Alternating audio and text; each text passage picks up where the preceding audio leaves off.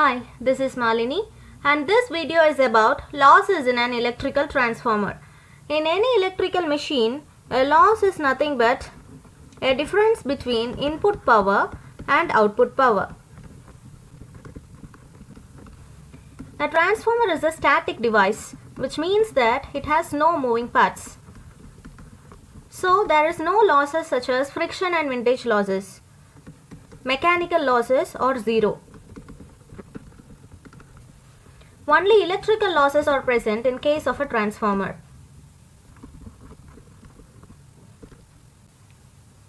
And this makes transformer a very efficient electrical machine. The efficiency of the transformer is almost 96%. Now let's discuss about the various types of losses in an electrical transformer. The transformer losses are categorized as iron loss, copper loss, stray loss and dielectric loss.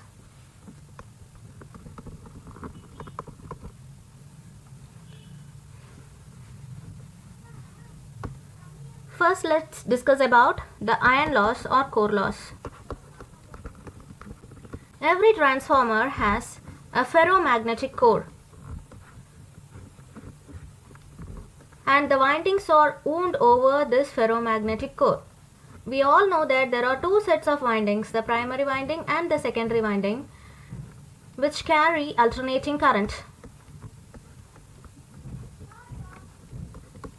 Because of this alternating current, there will be alternating flux in the core of the electrical transformer, and this flux is responsible for the iron loss. Since this iron loss is confined only to the core of the transformer, it is also called as core loss. This core loss totally depends on the magnetic material of the core and it is independent of the quantity of the current. So that is, it is independent of the load current, the amount of load current. So this loss is also called as fixed loss.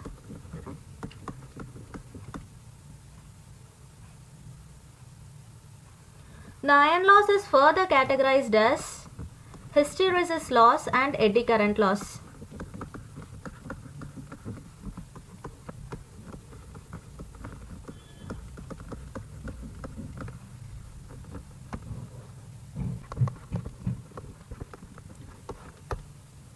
The hysteresis loss is caused by magnetization and demagnetization of the core as the current flows in the forward and in the reverse direction.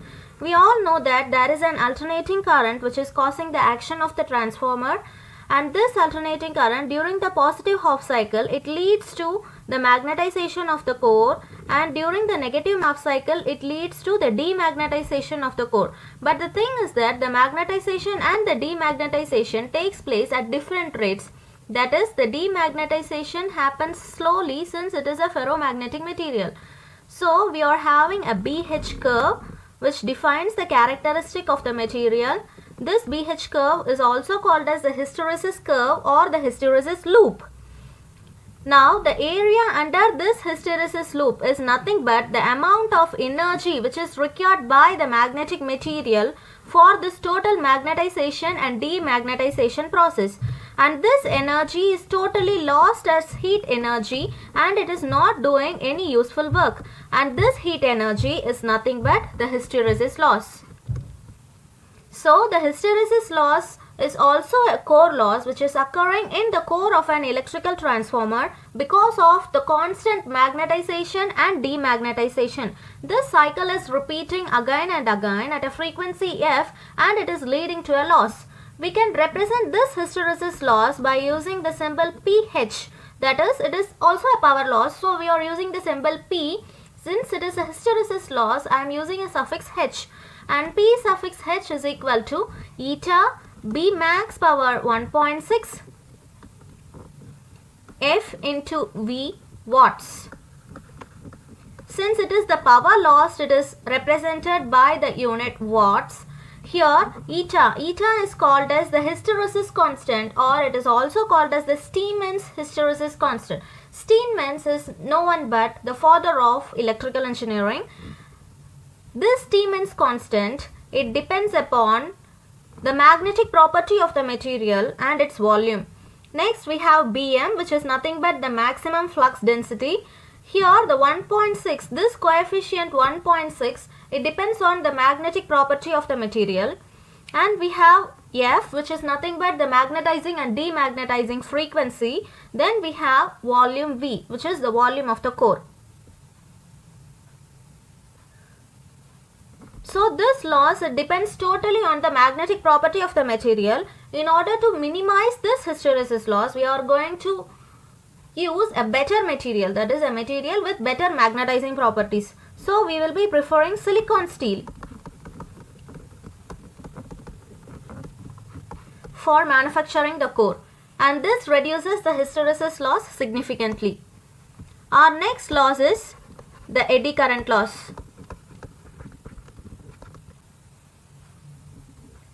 We all know that according to the Faraday's laws of electromagnetic induction,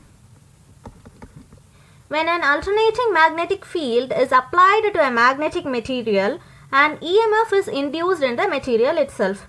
That is, we are applying an alternating magnetic field, and this field is creating an EMF in the material. If the material is a conducting material and in the presence of a closed circuit, it will cause a current to flow through this material, and this current is nothing but the eddy current.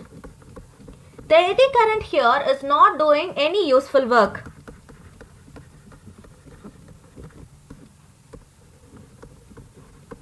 It just produces heating of the electrical machine, or in our case it produces heating of the core of the electrical transformer. So we can say that this heat is the I square R loss, where I is the eddy current and R is the resistance path followed by the current. So in total, this eddy current is creating a heat loss. We call that loss as eddy current loss. This eddy current loss can be given by the mathematical expression P suffix E. E for eddy current is equal to K suffix E Bm square T square F square V watts. Ke is nothing but the proportionality constant. The value of Ke, it depends on the nature of the magnetic material, the resistivity of the core material, and the thickness of laminations. Next we have Bm. Bm is nothing but the maximum flux density. T is the thickness of laminations. F is the frequency of magnetization and demagnetization. V is the volume of the material. So in order to minimize this eddy current loss, this Pe is directly dependent on the thickness of the laminations. So by reducing the thickness of the laminations, by using thin laminated sheets instead of a bulky material for making the core, we can significantly reduce this eddy current loss. So the core of the transformer is made up of thin laminations which are coated by oxide layers. Our next loss is copper loss. We all know that we have two sets of windings in a transformer which is made up of copper. So obviously copper loss has something to do with this set of windings. When a current flows through these copper, it produces a loss, and that is nothing but a copper loss. Let's take that I1 is the current flowing through the primary winding and I2 is the current flowing through the secondary winding. R1 is the resistance of the primary winding, R2 being the resistance of the secondary winding. Then we can say that the copper loss is I1 square R1 in the primary and the copper loss is I2 square R2 in the secondary. So the total copper loss will be equal to I1 square R1 plus I2 square R2.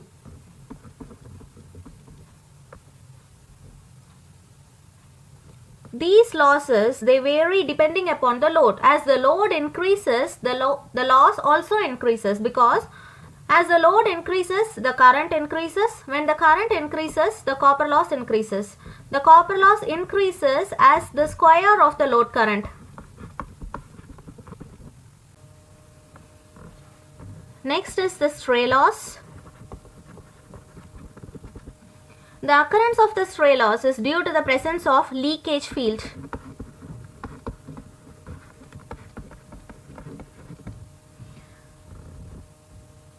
So the same story, we have alternating current which is flowing through the windings of the transformer. This alternating current produces a field. So it is not necessary that all the field which is produced in the winding links with the core of the transformer and the secondary. Obviously there is some leakage field, and this leakage field is responsible for the stray losses. The percentage of this losses is very small when compared to iron loss and copper loss. So these losses are mostly neglected since they are very minimal. Next comes dielectric loss. The dielectric loss occurs in the insulating material of the transformer. There are various types of insulating materials being used in a transformer, such as some transformers are oil insulated, some transformers are gas insulated. So when a loss occurs in the insulation used in the transformer, we call it to be a dielectric loss. So it occurs in the oil of the transformer and in the solid insulations.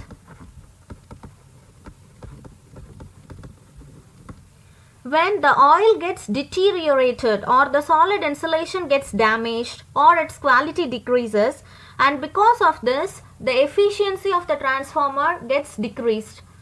If we do periodic checkups, maintenance checkups for the transformer, then this dielectric loss can be minimized.